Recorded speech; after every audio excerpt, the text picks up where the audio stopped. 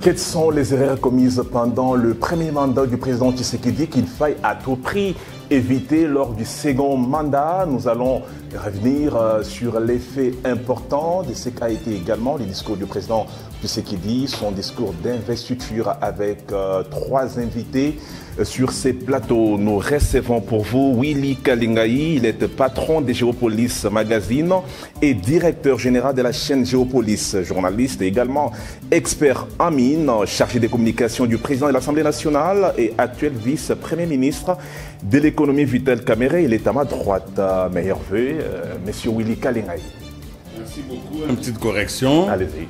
Je n'ai pas été conseiller en communication de Vital Kamerhe, j'ai été conseiller politique et ça, il y a déjà depuis beaucoup d'années. Ah, vous étiez conseiller politique? Conseiller politique, hein. Je n'ai pas été conseiller en communication. Mais les relations sont restées au beau fixe. C'est un ami, c'est notre ami, c'est un ami, mais c'est un leader. Hein. Les leaders diffusent partout, donc sa diffusion me touche.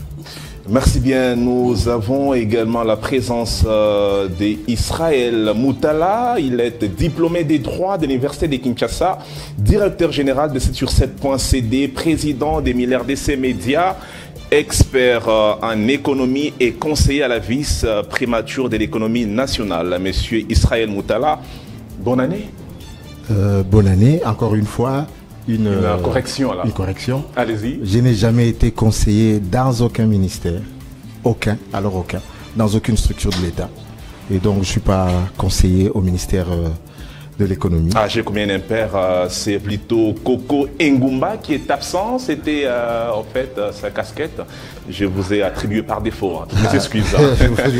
Il était parmi nos invités, Coco Ngumba, expert en économie et conseiller à la vice-primature de l'économie nationale. Il s'est excusé en dernière minute. Nous avons également la présence de Denis Kanyina Mampinda, licencié en journalisme à l'Institut facultaire des sciences de l'information et de la communication, IFASIC en sigle, manager général des AL Productions, chargé des communications de l'inspection générale des finances, IGF en sigle, administrateur à la RTNC, directeur général des Deuxièmes Télévision, assistant de recherche à l'IFASIC, doctorant en sciences de l'information et de la communication. Ça fait beaucoup de casquettes. Monsieur Denis, bonjour. Bonjour. Ça fait beaucoup. Voilà, merci beaucoup pour l'invitation. Nous allons parler République, c'est ce qui est plus important.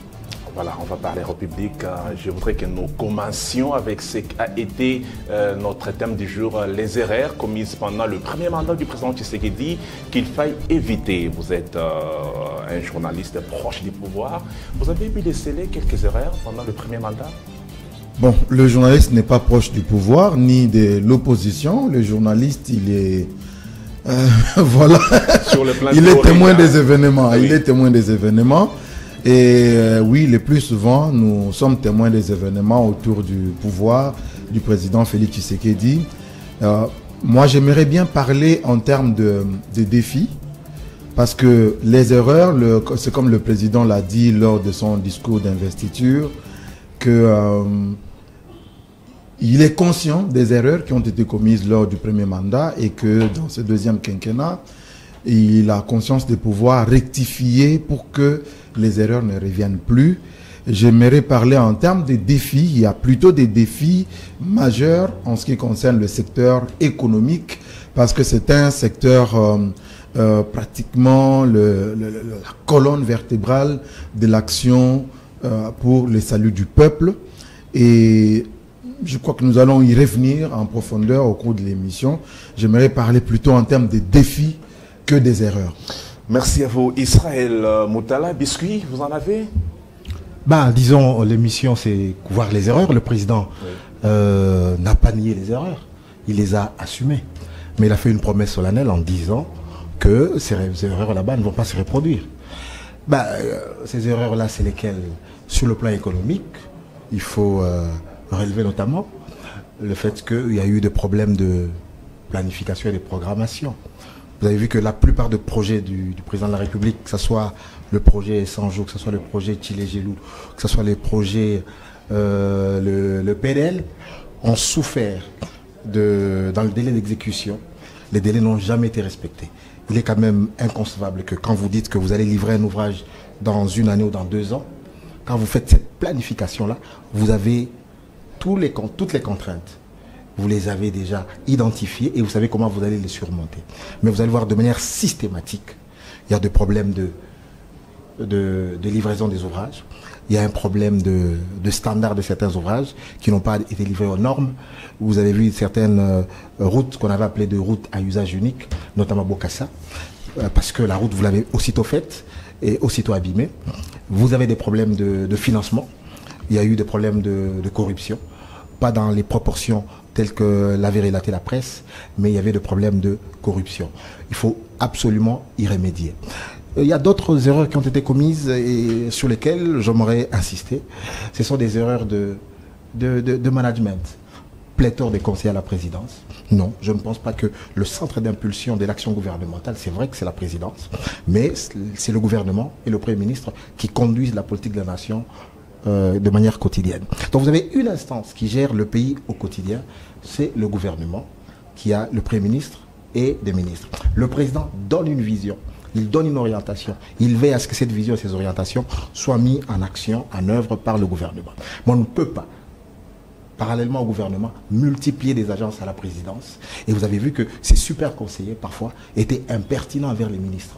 Or, ce sont les ministres qui ont la charge publique, justement, d'engager leur ministère.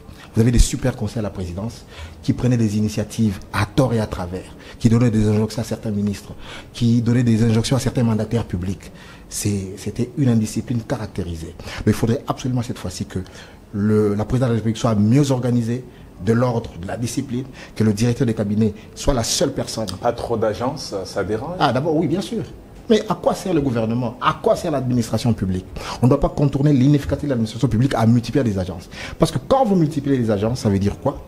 Vous privez l'État des espaces budgétaires pour intervenir dans les sociales, pour intervenir dans les infrastructures. Donc chaque fois qu'on nomme un conseiller, c'est-à-dire c'est de l'argent qui peut construire une route, c'est de l'argent qui peut construire un hôpital, une école.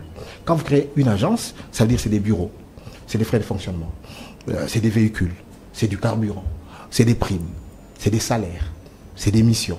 C'est tout ça qu'il faut absolument essayer de réduire. Il y a aussi les missions doivent être mieux encadrées. Je ne comprends pas pourquoi est-ce que j'ai vu une équipe gouvernementale qui allait en mission, par exemple, je crois que c'était en Arabie Saoudite, sur la problématique de la désertification du monde. Ce n'est pas un problème qui nous touche directement. Pour que nous puissions déléguer toute une équipe d'une dizaine de personnes aux frais de l'État, aller en Arabie Saoudite, participer à un tel sommet. On peut rester ici et un conseiller suit les résolutions, voit dans quelle mesure on peut les adapter. Donc la menace d'une désertification à nos frontières n'est pas pressante, n'est pas immédiate. Pourquoi nous, on irait dans tous les forums, même pour des problèmes, pour des problématiques auxquelles nous ne sommes pas encore confrontés directement. Donc, je peux dire que par rapport à ça, il y a beaucoup de progrès et le président doit être en tout cas ferme, notamment sur des profils. Il y a des gens qui n'avaient pas les profils pour les jobs pour lesquels ils avaient été nommés par ordonnance présidentielle. Là, c'est pour le gouvernement? Non, les agences, dans certaines agences, dans certaines entreprises publiques. Vous regardez les profils, vous regardez, voilà. Parce que le problème, c'est que quand la République vous appelle à la servir, il faut avoir et la moralité et la compétence. Tu peux avoir toute la bonne volonté du monde pour servir la République, mais si tu n'en as pas les compétences, ça ne servira à rien. Tout comme tu peux avoir toute la compétence pour servir la République, mais si tu n'as pas la bonne moralité, tu vas utiliser cette compétence pour dévoyer les missions de l'État, ainsi de suite. Donc, le président, parmi les erreurs qu'il a commises, c'est un mauvais casting à certains égards. Et donc, moi, je pense que toutes ces erreurs-là méritent d'être corrigées à l'aube d'un nouveau quinquennat. Willy Kalengai, parmi les erreurs commises par le chef de l'État, on cite notamment le problème des castings. Israël Moutala l'a rappelé. Vous, étant un expert en économie, dites-nous qu'est-ce qui n'a pas marché lors du premier... Merci beaucoup. Mandat. Israël a déjà dit beaucoup de choses, mais je voudrais qu'on soit je vais aller un peu plus en profondeur parce que ces mandats, pour moi, il y a eu un petit rendez-vous manqué. Vous savez, l'économie, ce n'est pas une activité neutre. L'économie, c'est une activité qui a un but. On produit les ressources, on les affecte pour la satisfaction des besoins de la population. L'économie, ce n'est pas une activité de loisir, c'est une activité fondamentalement de transformation des conditions de vie. notre économie, l'économie du Congo, n'a pas été mise en place par nous.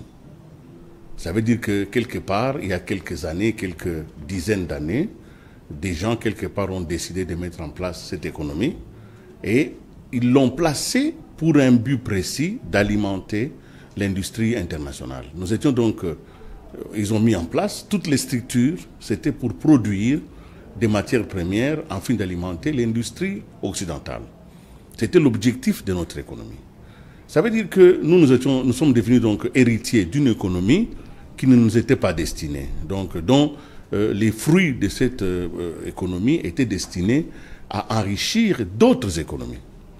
Alors, quand je disais qu'il y avait un petit rendez-vous manqué, j'espérais en 2018-2019 que le président de la République allait entamer la plus forte et la plus puissante des réformes pour que cette économie soit véritablement tournée vers le bonheur de la population.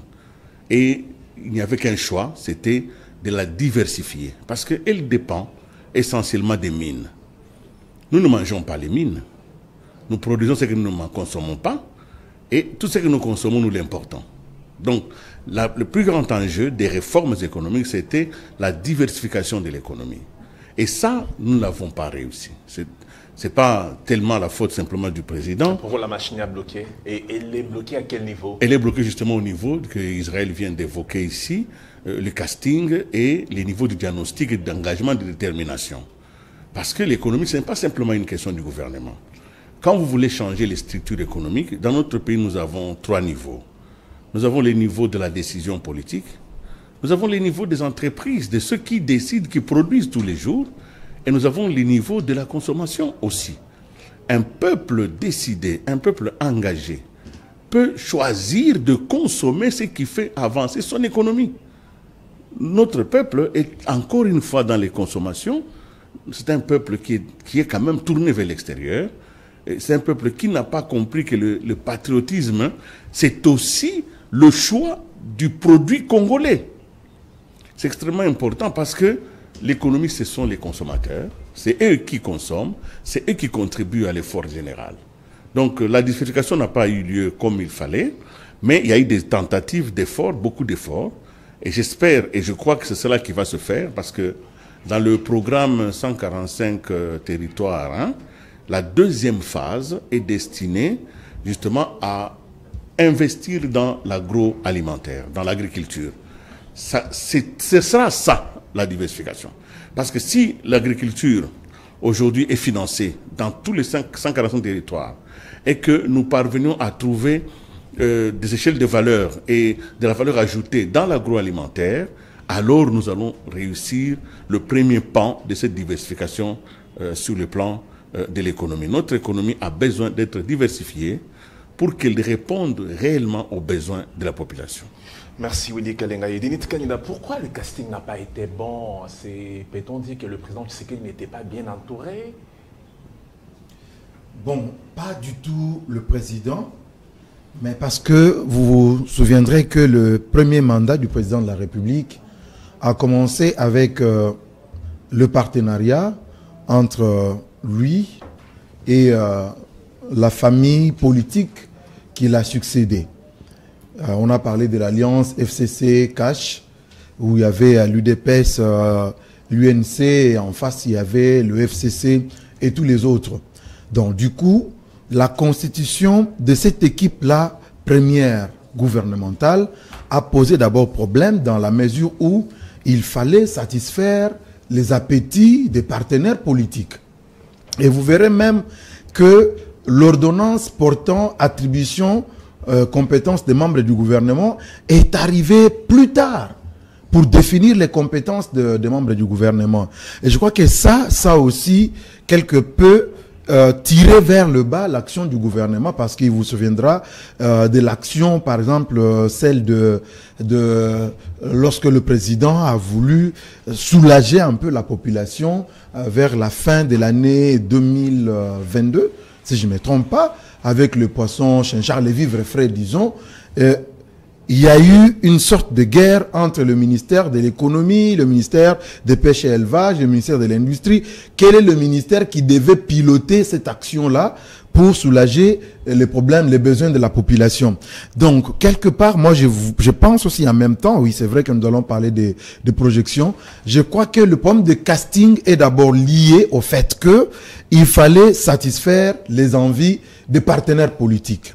Et ça, c'est des erreurs qu'il ne faudrait pas que nous puissions revivre lors de ce deuxième quinquennat ou lors de la formation du gouvernement. Il ne faudrait pas que le président se sente encore une fois avec des mains liées par rapport au partenariat qui va nouer avec des forces politiques en présence. Maintenant, le président Tshisekedi a rencontré les désiderata du peuple. Bien sûr qu'il a des mains libres parce que il a, c'est vrai, l'union sacrée, même si aujourd'hui il y a des forces qui essayent un peu de trouver l'indépendance ou de se rendre un peu plus autonome par rapport à la décision de la constitution de la majorité au niveau du Parlement, qui va donner lieu au gouvernement. Donc ça risque quelque peu de pouvoir encore ramener le président de la République vers ce qu'il a qualifié des erreurs du premier mandat. Donc il faudrait que le président de la République, parce que c'est lui qui est élu, et que c'est vrai, il a besoin de la majorité parlementaire, et moi je crois même que cette fois-ci, il a beaucoup plus une grande manœuvre de pouvoir agir sur la nomination du Premier ministre et pourquoi pas des membres de son gouvernement, de sorte que le casting ne dépende pas des forces politiques en présence, mais que ça dépende de sa vision, parce que de la vision qu'il dispose aujourd'hui doit correspondre les acteurs qui doivent matérialiser cette vision-là par rapport aux besoins du peuple congolais. Donc, j'ai parlé de ce problème de partenaires politiques qu'il a eu dans le premier mandat, qui l'ont empêché de pouvoir faire un bon casting. On se souviendra que, par exemple, Antoine Gizenga, lorsqu'il est nommé Premier ministre de Joseph Kabila, nous sommes en 2006, oui, en 2006, il a demandé que les forces politiques lui présentent 3 noms. Vous vous souviendrez encore de cette anecdote-là de Yandivé. Yandi, on a commencé à l'appeler Yandivé. C'est parce que, finalement, c'est le président qui doit décider sur des personnes animatrices qui doivent gérer ou prédestiner de différents ministères. Mais à cela s'ajoute encore un autre problème. C'est que les personnes qui sont sélectionnées pour diriger l'action gouvernementale, il y a un problème avec le Congolais. Apparemment, nous sommes descendus trop bas. L'homme congolais, en off ici, quand on parle, on échangeait un peu avec mon aîné Willy Kalengai, il nous parlait de ce qui était Etienne Tshisekedi Amulumba. Quel était son combat, sa vision, quel caractère il avait face à l'argent. Mais nous avons aujourd'hui des Congolais qui se comportent comme des mercenaires. Un mercenaire, quand il arrive quelque part, avant de travailler, c'est d'abord son argent. C'est d'abord son intérêt. J'ai combien? Qu'est-ce que je gagne? Nous avons aujourd'hui des gens, il est ministre, mais il se comporte en mercenaire. Donc, le profil est là. Le président peut avoir beau choisi de bons animateurs, mais la qualité de l'homme congolais, quel est l'état de l'homme congolais aujourd'hui qui est dans nos institutions? C'est quel type d'homme? Parce qu'on nous a fait croire que les Congolais qui venaient de la diaspora, ce sont eux qui avaient l'intelligence, qui avaient le savoir, qui avaient l'expérience. C'était des hommes intègres, qui avaient la moralité. C'est ça qu'on nous a fait croire. Mais curieusement, nos compatriotes qui sont, pas tous, hein, pas tous. Nous pouvons déduire de votre argumentation que le président Tshisekedi aura une tâche difficile. Mais c'est une tâche difficile parce du gouvernement. Partant de l'homme congolais, le type d'homme qui est devenu le Congolais aujourd'hui, qu'il soit intellectuel, qu'il soit en costume comme moi, en cravate, tout ça, mais lorsqu'on lui donne un poste, même s'il a le profil, il a des diplômes, comme vous venez de nous présenter tous ici, voilà, il est. Mais quand on lui donne un poste, on dit, bon voilà, le chef de l'État lui dit, ok, toi tu vas t'occuper de l'économie. Mais quand vous regardez les résultats, 1, 2, 3 mois après, ça ne suit pas. L'autre erreur, je vais terminer par là, c'est quelque peu l'impunité. Il y a des personnes qui, nécessairement, devaient être punies 3 mois après évaluation, parce qu'au moins nous avons la chance d'avoir un président de la République qui, chaque semaine, préside un conseil des ministres. Donc, il a l'occasion d'évaluer l'action gouvernementale. Il ne faudrait pas qu'on retombe dans ça. excusez-moi, des gens qui commettent des fautes professionnelles au sein du gouvernement, mais qui restent là en place. Ça, il ne faudrait pas que ça revienne. Aussitôt vous commettez votre gaffe, on vous met là-bas, mesure disciplinaire, on vous suspend, vous ne participez plus au conseil, on vous met à la disposition du procureur, et comme ça, on vous entend et on voit quel sera votre avenir. Israël Moutala, les indicateurs des performances ont été enregistrés lors du premier mandat du président Tshisekedi, mais sur le panier de la ménagère, rien n'a changé d'un seul iota. Mais qu'est-ce qui explique ces phénomènes paradoxaux? Ben, je dirais que sur le plan économique, quand même, pas quand même, mais de manière vraiment péremptoire, que le président Tshisekedi a renoué les relations structurelles, économiques avec les institutions de Bretton Woods. C'était l'une de ses premières décisions économiques. C'est une décision importante, car cette décision a contribué à une certaine prospérité de notre pays. On a eu notamment des appuis budgétaires, des appuis à la balance de paiement. On a eu beaucoup d'avantages par rapport à ça. Et là, nous sommes, je crois, à la 5e revue. Il nous reste une revue. Ça sera historique que la RDC conclue avec succès un programme économique formel avec le FMI. Ça sera historique. Je pense que ça va arriver au 2e trimestre de cette année. Ça sera historique et ça va nous donner encore beaucoup d'autres avantages. Là, c'est à son crédit. Et donc, ce mécanisme-là, le fait qu'il est renoué, nous a donné justement d'accroître notre matelas de devises, parce qu'on a à peu près, on a plus ou moins autour de 5 milliards de dollars de réserves d'échange. Donc c'est vraiment important, ce qui nous permet plus ou moins d'absorber les chocs autant exogènes qu'exogènes. Mais quand vous parlez de paradoxe, oui, créer la richesse est une chose, mais vous créez cette richesse à quel rythme? Quelle quantité? Un père de famille qui il y a 10 enfants, qui gagne $100. Après, l'année suivante, il veut améliorer les conditions de vie de sa famille, il gagne $110. Il y a eu progression. Mais si sa femme, entre-temps, est allée à la maternité, elle a accouché de jumeaux, il a 12 enfants pour $110. Voyez-vous que quand vous prenez $110, vous divisez par 12 enfants, ils sont toujours dans la pauvreté ou ils gardent le même voilà. Donc il faut absolument que nous arrivions à faire en sorte qu'on maîtrise le taux de croissance démographique, il est de 3% à peu près, mais il faut que nous atteignions des taux de croissance économique à 2 chiffres. Ça veut dire que nous créons la richesse de manière plus vite que la progression démographique qui est nos défis. Donc c'est ça le problème. Le problème n'est pas de faire une croissance positive, mais c'est de faire une croissance robuste, de faire une croissance soutenue sur plusieurs années. Donc, en 2024, vous faites un taux de croissance de 10 chiffres, de 10% par exemple. L'année suivante, 11, 12, 13, et vous maintenez ça sur 10 ans. Ça veut dire que vous produisez beaucoup de richesses. Et cette richesse là-bas, vous la répartissez comment? En faisant des infrastructures. C'est là que aussi le président a commis beaucoup d'erreurs. Il y a eu beaucoup d'erreurs lors de du quinquennat passé. Je vais parler du projet Fortescue. Voilà des projets structurants, énergétiques. Où est-ce qu'on en est? Donc, il n'y a pas de lisibilité. Il n'y a pas eu de lisibilité sur son mandat, sur les grands projets structurants. Il y a eu le projet, on nous a amené des Allemands qui allaient faire les chemins de fer. Parce que, rappelez-vous encore une fois, sans chemin de fer, le Congo ne vaut pas un penny. Donc, nous sommes une grande nation, avec un grand espace. Mais si les peuples et leurs marchandises ne peuvent pas se mouvoir de manière de manière paisible, de manière facile sur l'ensemble, on ne va pas dégager la puissance économique qui sommeille en nous. Donc on se perd en adhérant à l'EAC, en adhérant au CEAC, à la SADC, à la CIRGL, ainsi à toutes ces organisations sous-régionales, mais nous-mêmes, nous sommes potentiellement un grand marché de 100 millions de consommateurs.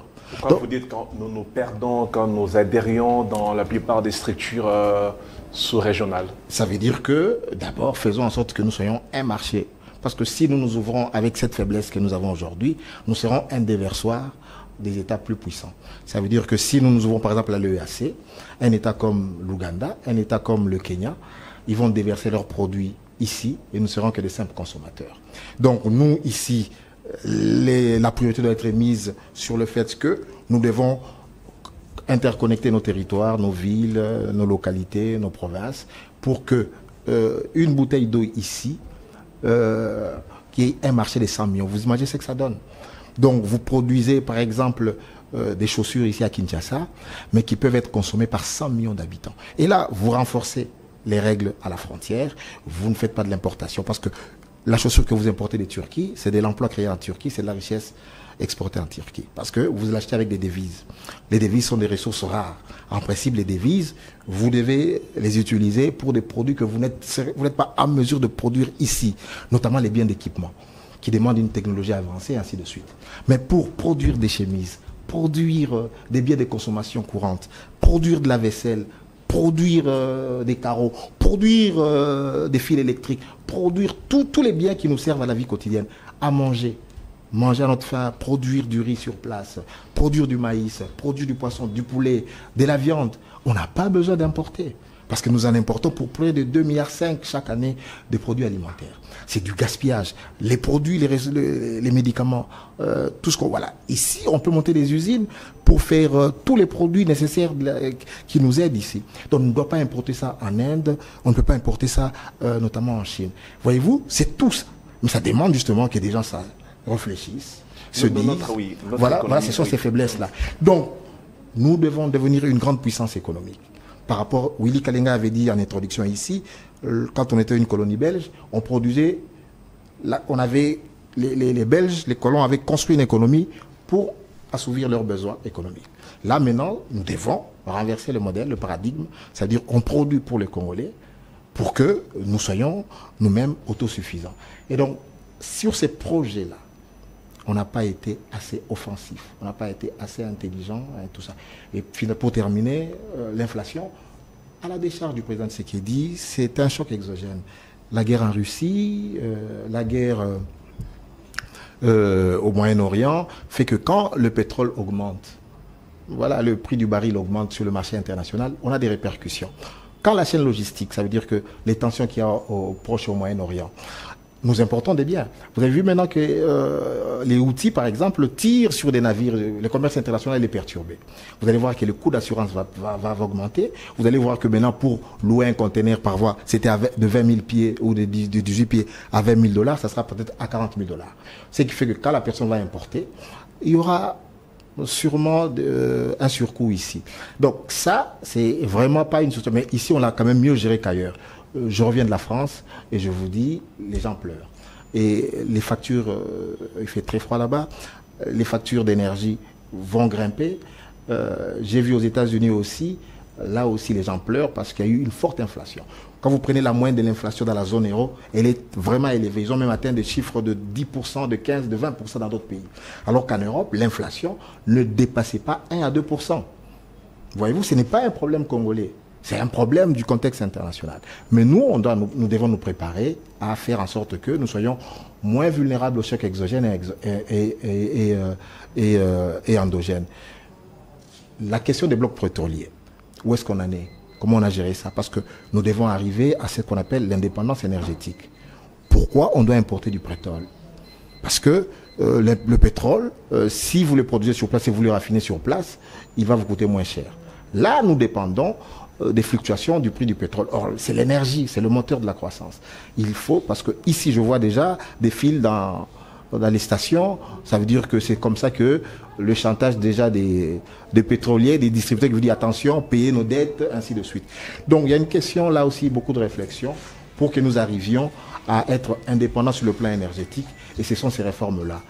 Mais, pour ne pas monopoliser la parole, on est en bonne voie avec certains projets structurants. Le projet des zones économiques spéciales, celle de Maluku qui est déjà fonctionnelle, là, oui, ce sont des réponses maintenant structurelles. Parce que là, voyez-vous, vous créez la recherche sur place, vous donnez de l'emploi et vous limitez les dépenses des devises à l'extérieur. Donc, moi ou Jenit qui devait acheter des carreaux en important, je sais, une fois j'étais chez Willy Kalenga, en 2011, il y a sa belle villa à Limité. Il me disait, bon, petit, ma femme est allée à Dubaï, elle amène un conteneur avec de la faïence, des carreaux, je me souviens encore à cette époque-là. Mais là, maintenant, si vous avez maintenant ces produits ici localement, c'est de très bonne qualité, voyez-vous, ça évite la fuite des devises et ça donne de l'emploi à nos enfants, ça paye les impôts ici, on s'enrichit. Donc il faut que nous créions un cercle vertueux, qu'on enrichisse nos propres opérateurs économiques, mais encore une fois, il y a un autre débat.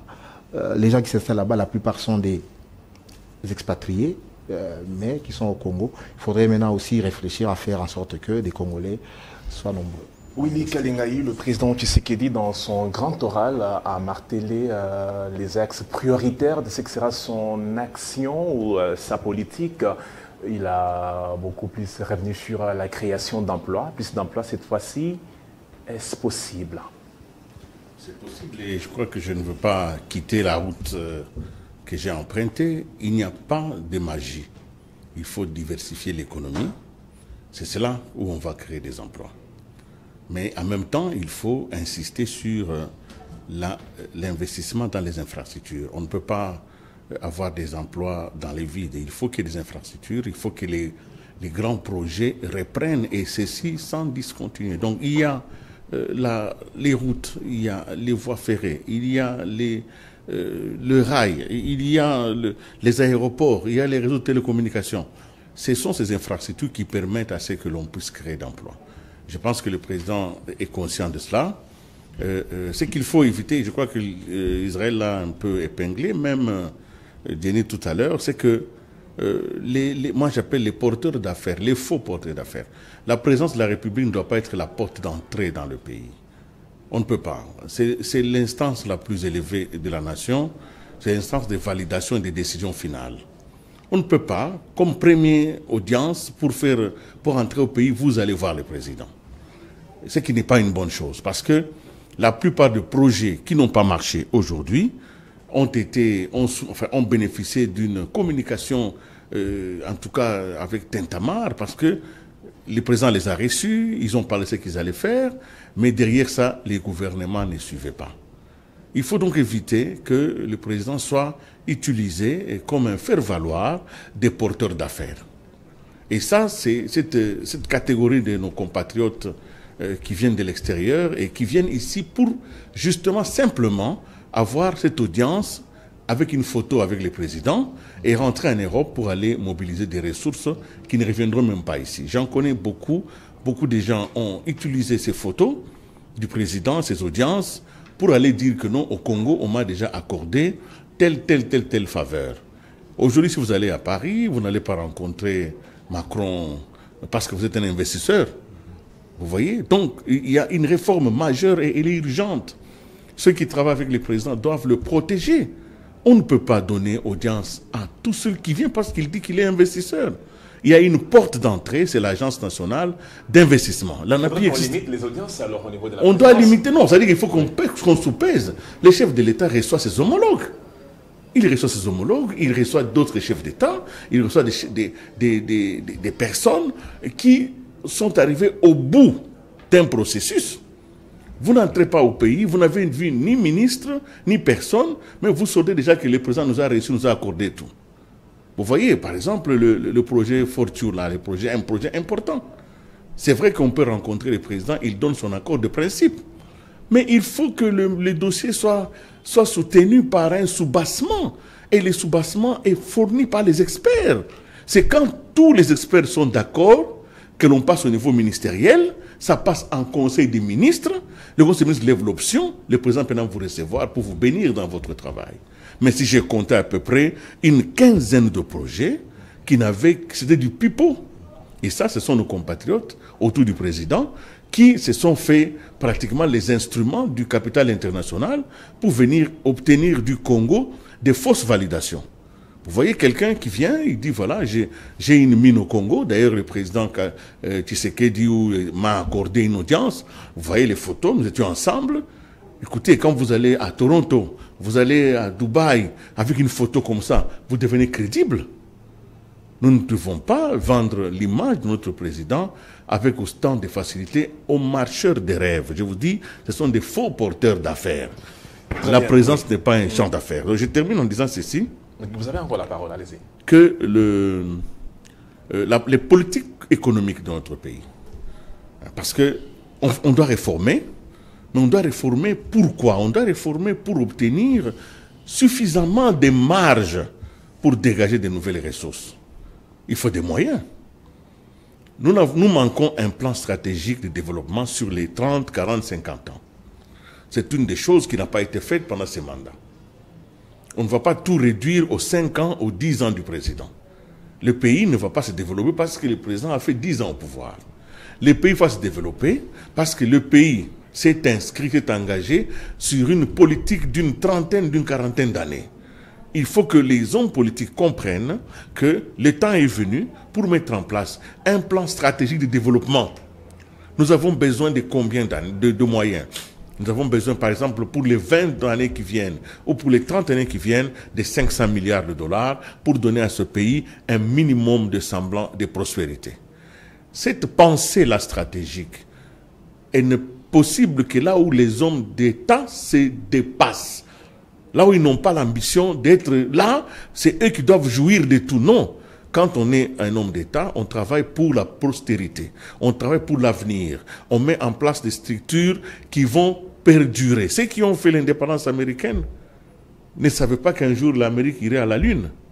Mais vous allez lire dans leur propre déclaration d'indépendance qu'ils ont dit que Dieu bénisse l'Amérique pour que l'Amérique soit la plus grande nation.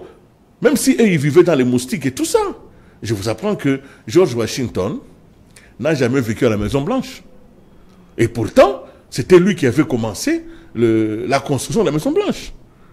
Mais parce que c'était un projet, ça a pris du temps, ça a dépassé le temps de son mandat. Il n'était plus président, c'est lui qui est venu après, qui a inauguré la Maison-Blanche. Nous devons dépasser le cadre de notre vie. La durée de vie d'une nation est largement supérieure à la durée de vie des animateurs. Nos animateurs doivent se projeter dans l'avenir. L'économie ne donne des résultats que là où l'effort est soutenu pendant de longues années. C'est comme ça que certains pays se protègent en mettant en place un plan stratégique de développement. Quels que soient les changements à la tête du pays, quels que soient les changements de la majorité à l'Assemblée nationale, ces plans restent fermes. C'est le cas de la Corée, c'est le cas du Japon. Ils n'ont pas bougé d'un iota. Les Coréens, lui, il est parti en Corée il y a quelques années. Il connaît ce qu'on appelle les Semao Lundong. C'était une philosophie coréenne. Nous travaillons d'abord pour que nos villages se développent. Si les villages se développent, les villes seront prospères et la capitale sera la lumière. Ils ont tenu combien? Pendant une vingtaine d'années. Donc le président aujourd'hui a la possibilité de mettre l'ancrage dans le développement supérieur. Il faut qu'il pense, qu'il rêve des choses qui dépassent son propre mandat, qui dépassent sa propre vie. C'est comme ça que je vous disais tout à l'heure que quand Étienne Tshisekedi se battait pour la liberté, quand ils se sont battus pour la démocratie, quand ils se sont battus pour le pouvoir du peuple, et même ils ne sont pas arrivés au pouvoir. Les Kibasa ne sont pas arrivés au pouvoir, les Liaou, les Wankem, tous ceux, ils sont partis. Mais l'idéal était puissant. Ça dépassait les niveaux de leur propre vie. C'est comme ça que nous nous sentons aujourd'hui redevables de leur combat. L'économie, c'est la même chose. Vous mettez en place des structures, vous vous projetez dans les temps. Le temps électoral, c'est le plus mauvais temps pour l'économie. Vous ne pouvez pas construire un pays sous le temps électoral. En disant, voilà, j'ai 5 ans, ces mandats, coûte que coûte, je dois absolument tout faire. Non, c'est de la démagogie. Mais la bonne foi, la bonne direction, les bonnes actions finissent par payer là où on est discipliné. Voilà ce que je voulais compléter. Merci beaucoup. Pour que la discipline soit démise, Dinit Kaninda, peut-on penser à un nombre de combien de portefeuilles pour le gouvernement?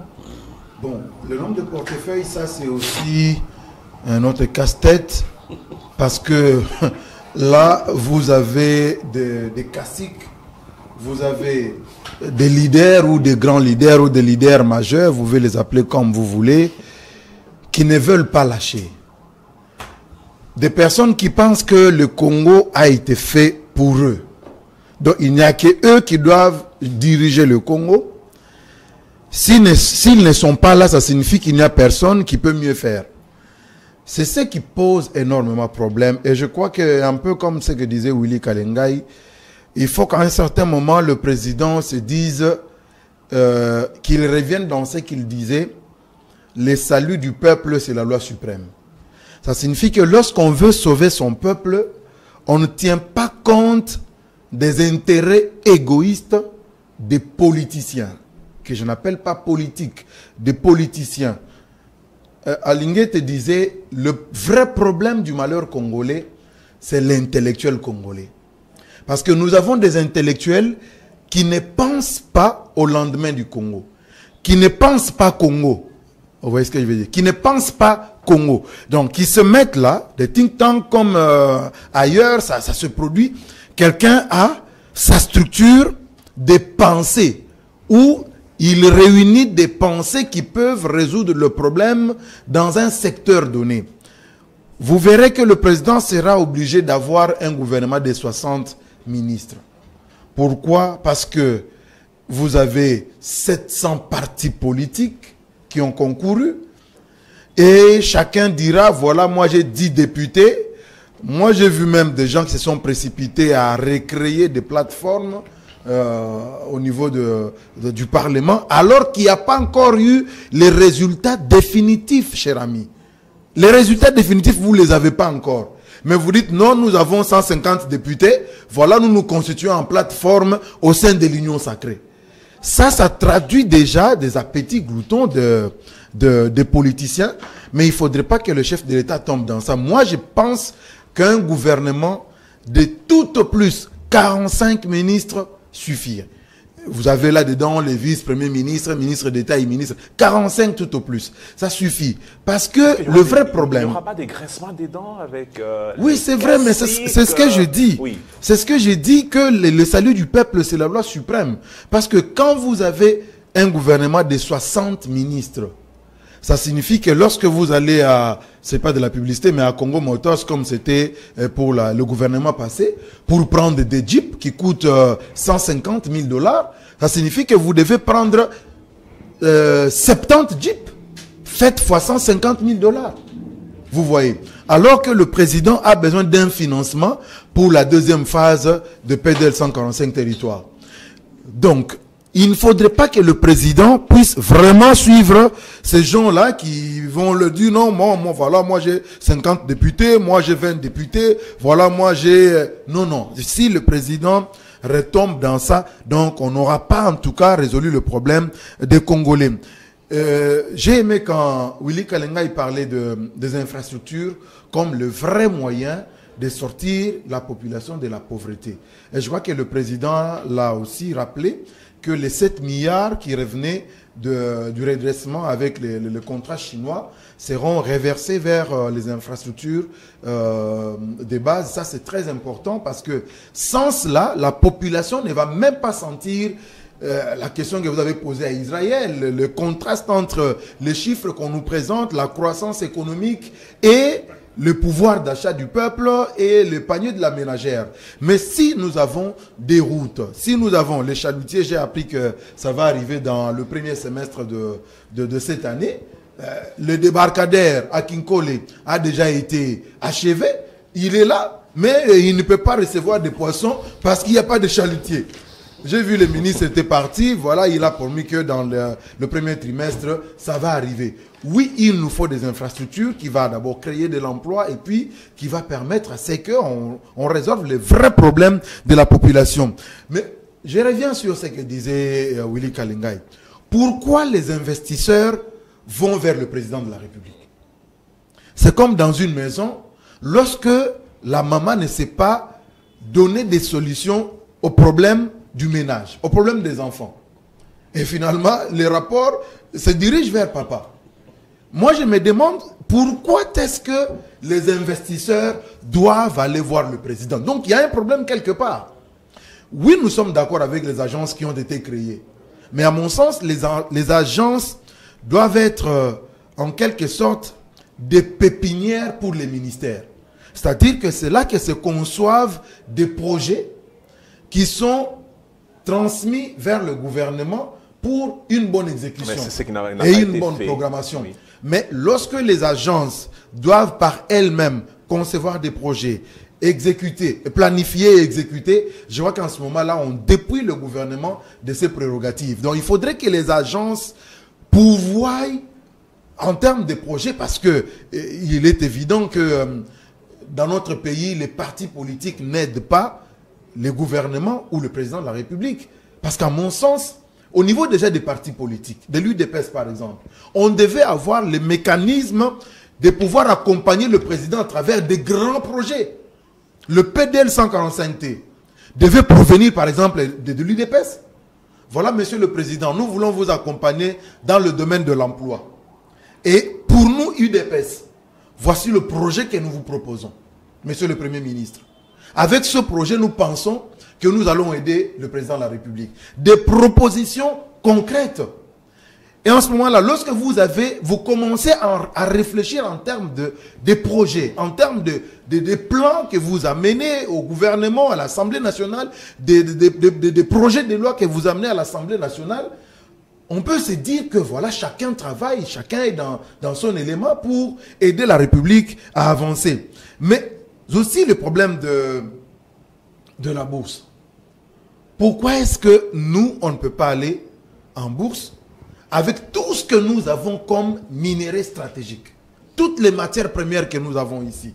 Il faut que les investisseurs viennent chez nous pour nous dire, voilà, ça, je vais acheter à autant, ça, je prends à autant. Pourquoi est-ce que nous-mêmes, nous ne pouvons pas aller en bourse pour présenter ou pour proposer ce que nous avons chez nous?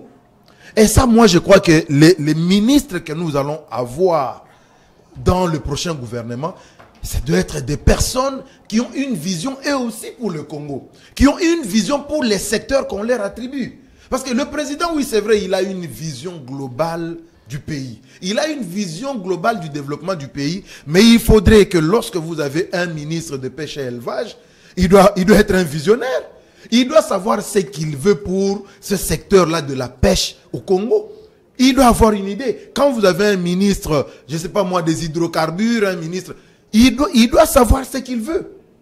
Donc si chacun au moins fait son travail, le président n'aura pas beaucoup à faire. Le président n'est pas allé inaugurer à tout moment des bâtiments. Pourquoi il y va? Pourquoi le président descend sur les chantiers à tout moment, il met ses baskets, voilà, il doit suivre les chantiers? Est-ce que c'est ça son travail? Il part pourquoi? Il part justement parce qu'il y a un problème au niveau de ceux qui sont appelés à faire ce travail-là, les ministres. Il y a un problème au départ, le parti politique lui dit non, nous c'est celui-ci. Nous, c'est celui-ci qu'on veut là-bas. C'est celui qu'on envoie au président. Mais après, quand vous vous renseignez, non, les messieurs n'ont même pas le background du domaine dans lequel on l'envoie prester. Et là, le président est obligé, parce que c'est lui qu'on attend au bilan, il est obligé chaque fois d'aller suivre les stades à quel niveau, la route est à quel niveau, l'école est à quel niveau, l'hôpital est à quel niveau, alors que ce n'est pas son travail.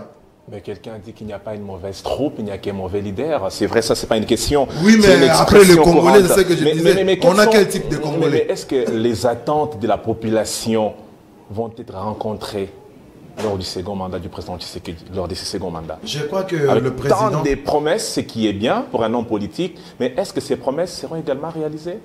Et moi, j'ai toujours pensé qu'il est important que le président de la République quitte un peu la démocratie à l'américaine, la démocratie à la française. Moi, je suis de ceux qui pensent qu'il faut une dictature positive. C'est-à-dire qu'il faut des méthodes fortes pour les Congolais. Parce que regardez tous ces aînés-là en politique, nous aussi, nous sommes nés à l'époque de la chicotte. Nous, on a eu des coups de fessée. À l'école, comme en famille à la maison. On en a eu. Et on a un type de Congolais qui ne comprend que par la chicotte, qui ne comprend que par des méthodes fortes. Si le président applique des méthodes fortes, je crois qu'il va réussir à répondre aux besoins du peuple. Parce que moi, je ne comprends pas comment est-ce qu'on peut donner de l'argent à quelqu'un, on dit, va nous construire la route Kalambambouji. On vous donne l'argent. Mais vous arrivez là-bas, 6 mois après, il n'y a pas de route. Il n'y a même pas de caniveau. Vous demandez l'argent est où et vous ne savez pas retrouver où se trouve l'argent. Mais c'est un intellectuel, il a plusieurs diplômes. Voilà, la population est en train de souffrir, mais lui, c'est pas son affaire. Et la personne n'est pas inquiétée. Je vais prendre Israël Moutala. Le côté pédagogique nous intéresse aussi dans cet entretien. Nous entendons souvent dire les indicateurs macroéconomiques sont au vert. Qu'est-ce donc? Oui, avant d'y revenir, j'aimerais rebondir sur quelques aspects importants ici, notamment sur la taille du gouvernement. Oui. C'est terrible. Nous avons toujours des gouvernements éléphantesques. Et qui dit gouvernement éléphantesque dit justement que le train de vie de l'État est très important. Vous avez vu en France, c'est la 6e économie du monde. Ils ont un gouvernement d'à peine 11 ministres et 3 ministres délégués auprès du Premier ministre. 14 ministres. Vous avez vu le temps pour mettre un gouvernement, c'est très rapide. Il n'y a pas trop de conciliabules et tout ça. Voilà, c'est très rapide. Donc ça montre justement comment est-ce qu'il gère le temps, comment est-ce qu'il gère les ambitions. C'est très rodé. Mais regardez, nous, on a très peu de moyens, mais regardez la taille du gouvernement. Je suis plus ou moins d'accord avec Dionite que c'est vrai, on a 58 ministres aujourd'hui et que ça sera très difficile de descendre à moins de 20.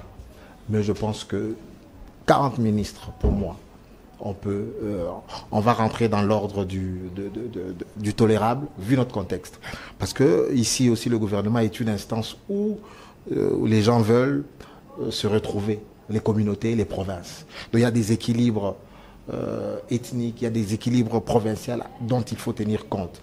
Et c'est même constitutionnel parce qu'on parle de la représentativité du gouvernement. La notion de la représentativité veut que à peu près toutes les zones linguistiques, toutes les communautés, bref, dans la mesure du possible, se retrouvent dans l'espace gouvernemental. Donc pour moi, c'est simple. Comme l'Union sacrée a plus ou moins 400 députés nationaux, donc la règle, c'est 10 députés pour un ministre. Pour qu'un parti puisse prétendre avoir un ministère ou un regroupement, on peut mettre la règle 10 députés pour un ministère. Là, je pense que ça sera très intéressant. Prenez pas vous couper là. Quel est le parti qui aura la primature? La primature, encore une fois. L'UDPS. Aujourd'hui, l'UDPS et ses alliés, c'est la première force politique. PCR pour un Congo retrouvé, du Quator, Vital Kamere, Julien Paloukou, Jean-Lucien Boussa, Tony Kankouchikou, il y a aussi Laurent Batoumona, voilà, à peu près. Donc vous avez, ils prétendent être la deuxième force politique avec une centaine de députés. Juste après eux, il y a une nouvelle structure qui va naître dans les jours qui viennent, qui va s'appeler Dynamique Agissons et Bâtissons, qui va regrouper aussi Sama, le Premier ministre, qui revendique aussi entre 70 et 80 députés nationaux. Donc vous avez là maintenant, il y a un autre bloc, je ne sais pas comment ils vont se faire. Vous avez Bahati Lukwebo, vous avez Jean-Pierre Bemba, je ne sais pas comment ils vont s'organiser. Mbosso est sorti bredouille de cette aventure. Guilain Nyembo est sorti bredouille de cette aventure aussi. Bref, il y a des perdants, mais il y a d'autres aussi comme le MLC qui jusque-là, avec 19 députés à peu près, aura du mal à exister s'il ne fait pas d'alliance. Parce que des partis nouvellement créés comme AVRP avec Mouindo Nzangi peuvent revendiquer déjà 10 députés nationaux. Le parti de Guy Luando, AREP aussi, je crois qu'il a 9 députés. Voyez-vous que 2 partis à peine nés ont la moitié de ce que le MLC, un grand parti avec un grand leader, n'a pas pu obtenir. Mais ABG, mais ils n'avaient pas obtenu de seuil. Bon, si. Ah d'accord. Donc, voyez-vous, il y a tout ça qu'il faut absolument essayer de mettre en... Mais l'UDPS, mais encore une fois, le président de la République et l'autorité morale de l'UDPS, ça sera très facile pour lui. Là, c'est Augustin Kabouya qui sera le Premier ministre, parce que c'est l'UDPS qui est déjà la fille... Non, ça veut dire que... D'après l'explication d'Israël Moutala. Non, j'ai pas dit ça. Non, j'ai pas dit ça. Non, mais c'est la première force qui vient en tête. C'est pas qu'il y a plusieurs paramètres. Oui. Il y a des paramètres politiques, il y a des paramètres géopolitiques, il y a des paramètres d'efficacité. Ouais. Par exemple, ça veut dire qu'aujourd'hui, nous sommes dans un... Il faut rassembler le pays. Il faut un président qui rassemble. Donc, un Premier ministre ne doit pas appartenir à la même zone géographique, même espace culturel que le président de la République.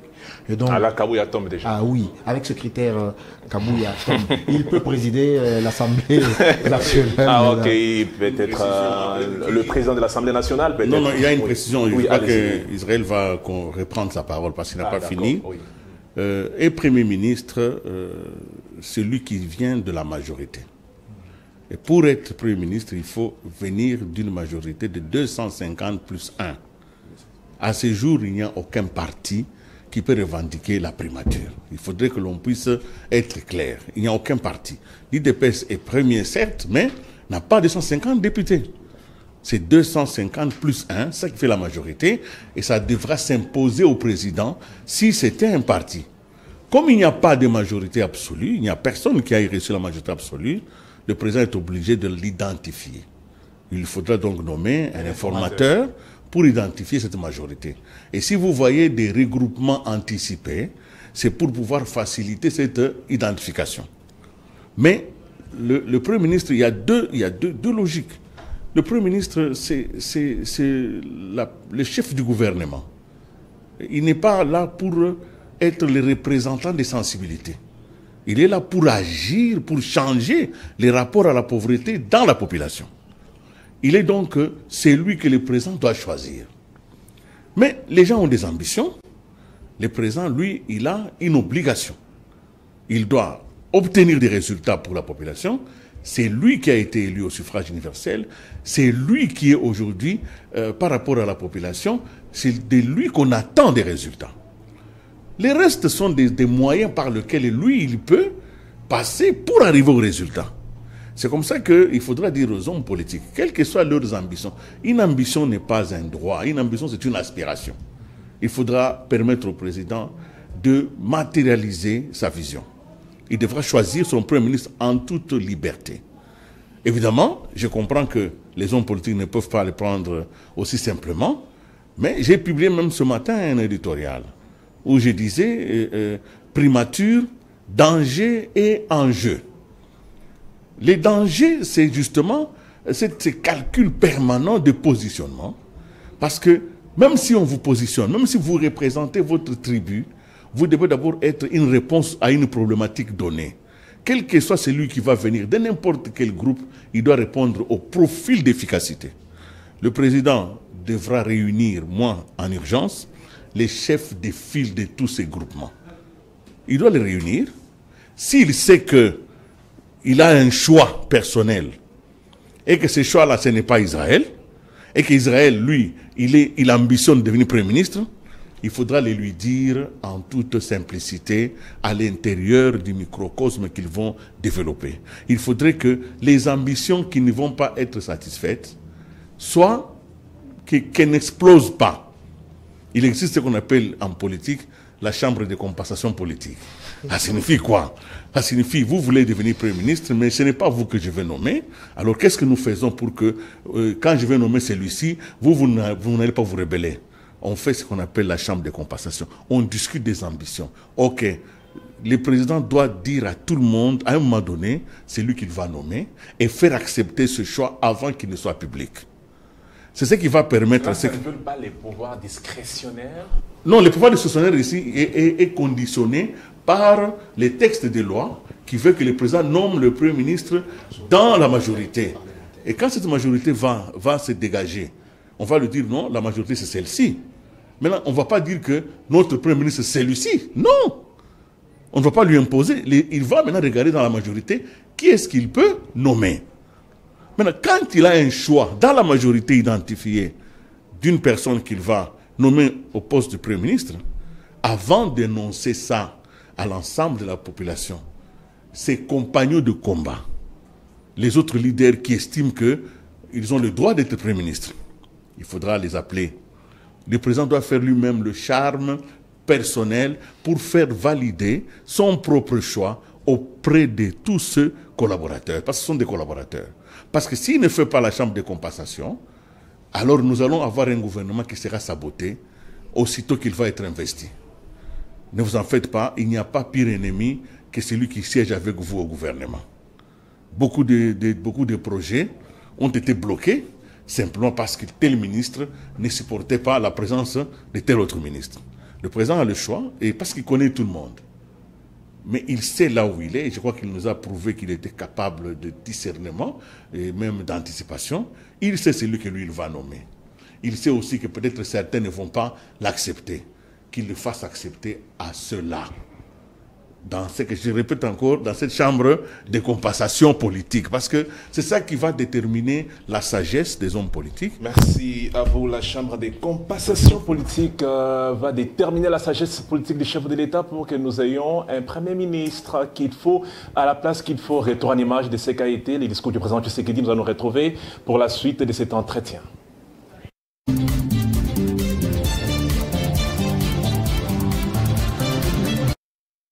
J'ai conscience des attentes que peuvent susciter le chômage, la création d'opportunités d'emploi pour les jeunes, les femmes ou encore les personnes vivantes avec handicap.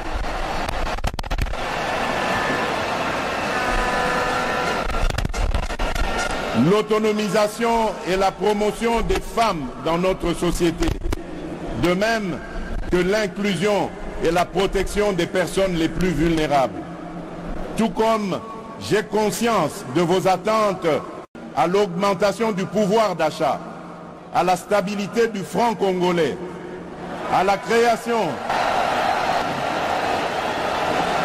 J'ai conscience de vos attentes relatives à l'augmentation du pouvoir d'achat, la stabilité du franc congolais, la création d'une véritable industrie qui pourra concourir à la réduction de la dépendance de notre économie aux importations, notamment celle des biens et des produits de première nécessité.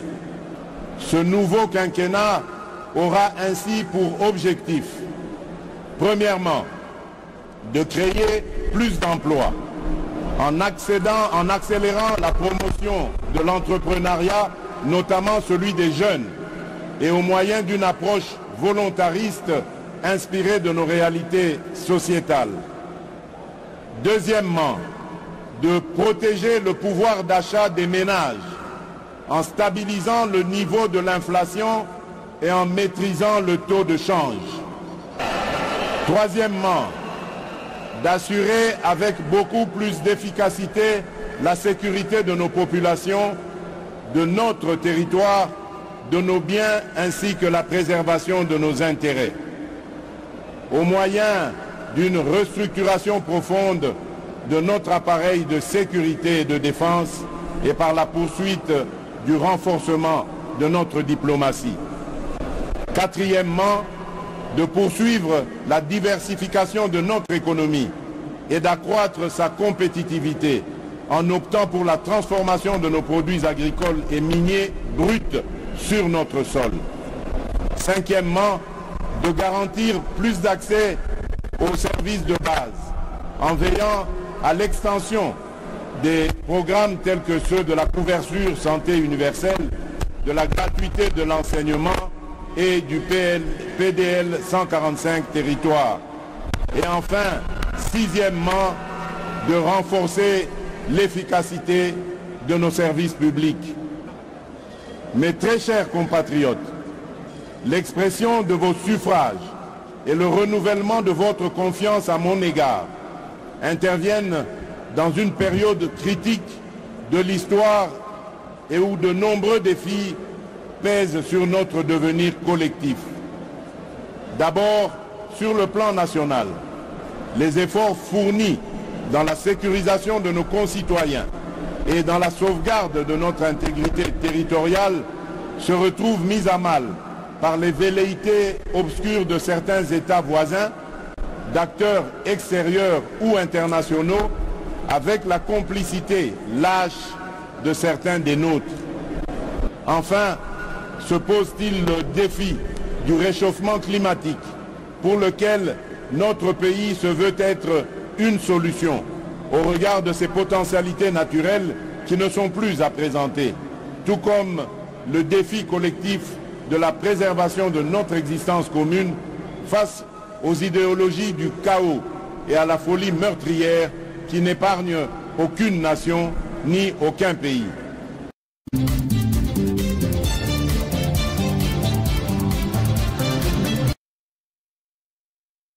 Le président Tshisekedi qui a brossé succinctement les axes prioritaires de cette sa politique. Nous sommes quasiment à la fin de cet entretien. Une dernière prise de parole pour mes invités. Je commence avec Israël Moutala, le président Tshisekedi qui parle de l'augmentation de... l'amélioration plutôt des conditions de vie, l'augmentation du pouvoir d'achat de la population, le panier de la ménagère, etc., etc. Comment y parvenir quand on sait que notre économie est extravertie? Willy l'avait dit tantôt, il s'agit de diversifier cette économie. Mais encore une fois, quand on dit la population doit se retrouver, il faut faire le social de la population, c'est quoi? C'est pas l'État commencer à distribuer l'argent à gauche et à droite. C'est-à-dire quand on fait la gratuité de l'enseignement, c'est une mesure hautement sociale. Ça veut dire que tous les enfants de la République, on leur assure une éducation. Parce qu'on ne peut pas assurer le développement de ce pays avec des têtes vides, avec des gens qui ne sont pas instruits. Que nos enfants sachent lire, écrire et compter, c'est la base. Et donc il faudra permettre ensuite que tous ces enfants aient une bonne éducation. C'est la clé. Pour moi, c'est l'une des plus belles mesures que le président Tshisekedi a prises. Et moi, à l'époque, avec mon schéma cartésien, je doutais de l'efficacité de cette mesure. Moi, avec mon schéma cartésien, j'allais réfléchir sur les moyens. Après, je mets la réforme en œuvre. Mais c'est là le côté quand même qui me fascine du président Tshisekedi, c'est qu'il a une vision, il croit à la justesse de sa vision, et au bien fondé. Il lance la vision. Et puis, les moyens suivent. Et ça me rappelle une théorie de Willy, mon mentor ici, qui disait une fois, petit, il ne faut pas avoir peur, la théorie du vide. Donc, tu n'as pas de moyens, prends une maison. Il n'y a pas de meubles et tout ça. Le vide, là, c'est le vide qui va créer les meubles. donc, voyez-vous, et ça, moi, ça me fascine. Je vois la réforme. Je sais que c'est une réforme immense. Envoyer tous les millions des enfants à l'école, les infrastructures, les enseignants et tout ça. Comment il va faire? Il n'y a pas de moyens. Heureusement, volontariste. Il sait que c'est vital pour la nation. Le président y va. Et bonne nouvelle, la Banque mondiale suit avec un chèque de près de 1 milliard de dollars. Et puis des projets s'enseignent et tout ça. Et la dynamique prend. Et j'étais dans le Katanga. J'ai vu des écoles bondées. Et j'ai vu que certaines entreprises minières ont construit des infrastructures, mais nous ont dit, parce qu'il y avait un tel afflux des enfants qui n'étaient pas scolarisés, qui sont venus, nous on a construit des infrastructures, mais nos statuts ne permettent pas que nous payions les fonctionnaires de l'État. Il faudrait maintenant que l'État recrute des enseignants et assure les frais de fonctionnement. Mais ils ont fait leur part, parce qu'il y avait un tel afflux. J'ai vu ça dans plusieurs provinces que j'ai visitées. Donc un succès qui a fait que même certains membres de ma famille ont enlevé leurs enfants des écoles publiques pour les mettre dans le privé parce qu'il y avait un tel afflux. Des écoles de 25 sont passées à 50 à 60. C'est un succès fulgurant. Et là, en tout cas, c'est ça le social. Maintenant, il faut consolider. Il faut améliorer tout ça. Je suis en train de voir une autre mesure sociale importante. La maternité gratuite. Donc vous suivez les consultations prénatales, vous accouchez gratuitement. Il ne faudrait pas que les gens redoutent justement la grossesse parce qu'ils n'ont pas les moyens d'aller se faire soigner. Je connais beaucoup de drames, des gens qui sont morts parce que les femmes n'ont pas eu les moyens de se faire, d'aller aux consultations prénatales. Ils ont mal accouché parce qu'on ne connaissait pas la posture de la femme. Bref, beaucoup de drames. Le taux de mortalité maternelle et infantile est élevé. Et là encore une autre mesure courageuse et efficace et importante que le président a prise, c'est cette gratuité de la maternité avec la couverture santé universelle. Et là, j'ai vu encore, mes équipes sont allées à Mama, à Ngaliema. Là encore, c'est terrible. De 30 accouchements le mois, les consultations sont passées à 300. Le personnel est débordé. Médecins, infirmiers, la capacité débordée. Et encore une fois, il y a de l'argent, ça va suivre. Mais encore, voyez-vous, les vrais besoins de la population, c'est ça. Donc, aujourd'hui, voilà pourquoi nous disons que créons de la richesse et affectons-les là-bas. Vous allez voir qu'aujourd'hui, les gens sont aigris, les gens sont méchants, ils sont devenus rageux Parce que la pauvreté le harcèle, la pauvreté les déshumanise. Parce qu'un parent qui ne sait pas envoyer son enfant à l'école, un parent qui ne sait pas envoyer sa femme à la maternité et tout ça, et qu'on demande une facture, il est perturbé. Donc pour moi, ce sont ces mesures phares qu'il faut consolider, amplifier à côté des infrastructures. Mais encore une fois, l'État ne peut pas tout faire. Voilà pourquoi est-ce que j'aimerais que on insiste encore par rapport à ce nouveau quinquennat, que l'accent soit mis sur le secteur privé. Partout ailleurs, c'est le secteur privé qui crée la richesse et l'État vient prélever. Parce que là, si l'État doit aller en bourse, comme dit Dionite, ça veut dire que c'est compliqué. Willy, qui est un expert dans les droits miniers, quand vous lancez une prospection minière, creuser un trou, faire tout ça, c'est des millions. Et vous pouvez ne pas attraper du minerai. Et donc ça, c'est des champs qu'il faut laisser au privé. Donc pour moi, l'autre grande question, parce que nous sommes à un budget de 16 milliards, mais nos besoins se chiffrent en termes de centaines de milliards de dollars. Donc il faut absolument qu'on attire des capitaux à travers le secteur privé, que les investisseurs privés viennent pour dire, voilà, moi, je vais construire la route qui part d'ici, de Kasumbalé, ça par exemple, jusqu'à Kasomeno. Et je vais récupérer mon argent en mettant le péage. Parce qu'on a 40 000 km de routes d'intérêt prioritaire d'abord. Donc si l'État doit construire ces routes, ça va faire 40 milliards, il ne les a pas tout de suite. Donc nous avons les questions d'énergie. Donner de l'énergie dans toutes les provinces, les micro-barrages, on a Katende. Voyez-vous que ça va faire combien? Depuis que Kabila avait lancé en 2014 et tout ça, on est 10 ans, on n'a pas toujours concrétisé un tel projet. Voyez-vous, l'efficacité. Or, les privés comme Ivanhoe, comme Glencore, ils ont des moyens, ils ont pu faire avec Boussanga, ainsi de suite. Je pense que c'est un volet important. Et pour finir... dans 30 secondes, oui, résumer, l'économie informelle. Absolument. Il faut qu'on formalise cette économie-là.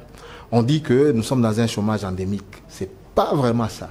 Ça veut dire que nous avons des gens qui ont des activités, mais ce sont des activités qui n'apparaissent pas dans les chiffres.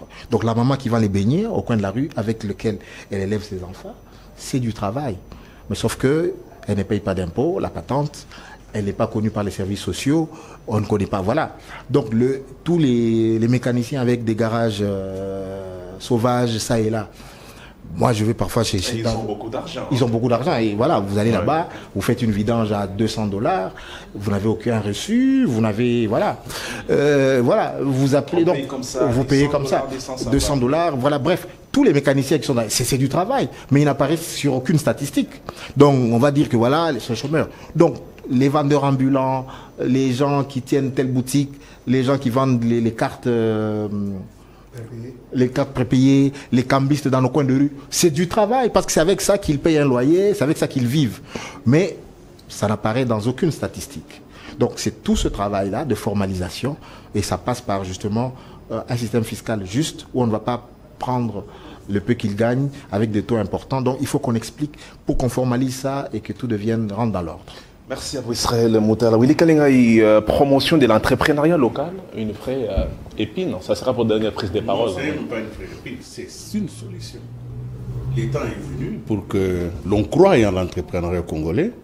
Nous avons une économie de la survie parce que si nous suivions la mauvaise gouvernance qui a été accumulée pendant de longues années, le pays allait disparaître. C'est parce qu'il y a eu une résistance à la mauvaise gouvernance que les gens ont fait une économie de la survie. Ils sont parvenus à continuer à produire tout en se cachant de l'État. Maintenant, l'État leur dit non, je vous connais, je reconnais votre compétence, sortez à la lumière, venez vers moi pour que l'on puisse travailler ensemble.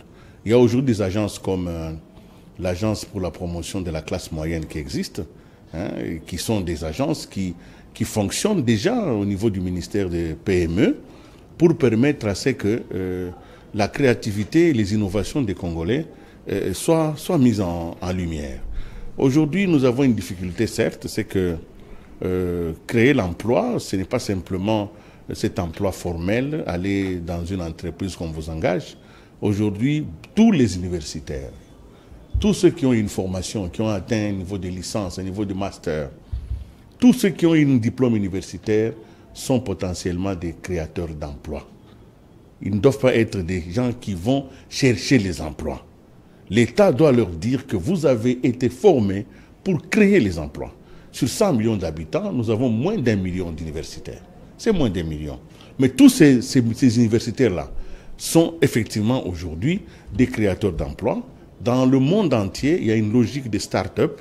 Ça signifie l'État reconnaît la créativité de ses fils et l'État les accompagne. Et je crois que le président en a parlé. Je l'ai vu dans son mandat ici visiter beaucoup de start-up, beaucoup de personnes. On a vu cette dame-là qui avait fabriqué un véhicule avec moteur électrique. Donc il existe une volonté de l'État d'accompagner la créativité pour la création des emplois. Mais nous devons cesser d'avoir cet emploi à idéologie coloniale. Ça signifie on va vous recruter pour aller travailler dans les champs, dans les mines. C'est pas ça. Que les universitaires cessent de chercher de l'emploi, qu'ils créent des emplois. Et la création des emplois, ça ne demande pas de la magie.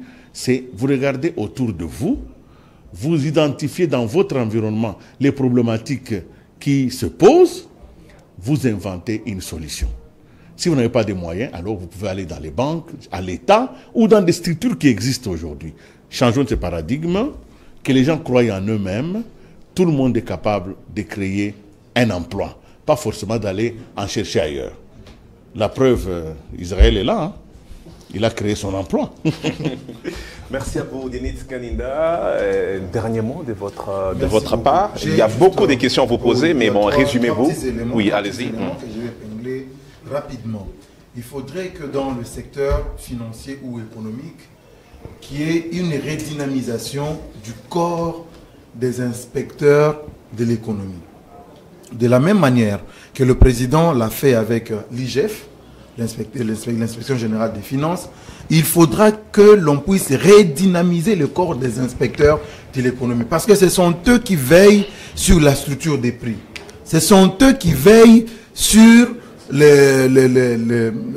ce qu'il y a comme réglementation dans le secteur économique, parce que nous sommes dans une économie informelle pour la plupart. Il faudrait que des inspecteurs aient les moyens. Ça ne doit pas être des petits messieurs qui vont chez des Chinois ou chez des Indiens ou même chez des Congolais. Quand il arrive là, il a d'abord des arriérés, des loyers chez lui, tout ça. Non, ça ne doit pas être des messieurs comme ça. Ce corps-là doit être redynamisé.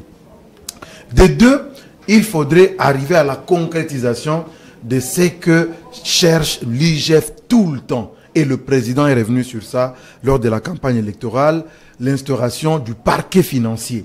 Parce que la plupart de ceux qui sont attrapés la main dans les sacs, les prédateurs économiques, quand ils arrivent devant un magistrat, le magistrat n'a appris qu'à dire le droit.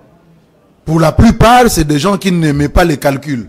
C'est des gens qui étaient forts en français. Alors quand vous l'amenez quelqu'un, des gens que Kalouba Diboué a appelé à l'époque quand il était encore vibrant, le vol intellectuel. Cette personne-là, avant de détourner, a fait des calculs. Il a imaginé un scénario. Il s'est dit, mais comment nous pouvons dissimuler les preuves? Comment nous pouvons faire pour qu'on ne nous attrape pas? Il a déjà fait ça en amont. Alors, vous lui placez devant un juge qui n'est pas fort en calcul. Il doit prouver que ce monsieur-là est coupable, il a détourné. Il n'y arrive pas. Mais si nous avons un parquet financier qui sera constitué de personnes qui sont rodées dans la matière de fiscalité, d'imposition, de taxation, et ainsi de suite, ça va aider le pays à attraper les criminels économiques. Je vais terminer par ceci. Il faudra que le président fasse attention à la notion de l'incompétence. Je ne parle pas des compétents, je parle de l'incompétence. La notion de l'incompétence, je veux dire quoi par là? Chacun de nous, tels que nous sommes là autour de cette table, a ce qu'on appelle son point d'incompétence. Ça signifie que vous avez tout donné. Vous avez donné tout ce que vous pouviez donner dans ce domaine-là. Et à un certain moment, vous commencez à vous demander, mais je vais donner quoi? S'il tient compte de ça, certains vieux politiciens ne vont pas revenir. Toujours dans cette notion de l'incompétence, le président devra savoir que les incompétents se recrutent entre eux. Quand vous amenez un incompétent dans une régie de TV comme elle est là, si vous amenez un incompétent là-bas, il ne va pas recruter les compétents. Parce qu'il a peur qu'on les détrône. Il a peur de perdre les beefsteaks. Il va recruter les incompétents. Il va vous proposer les incompétents.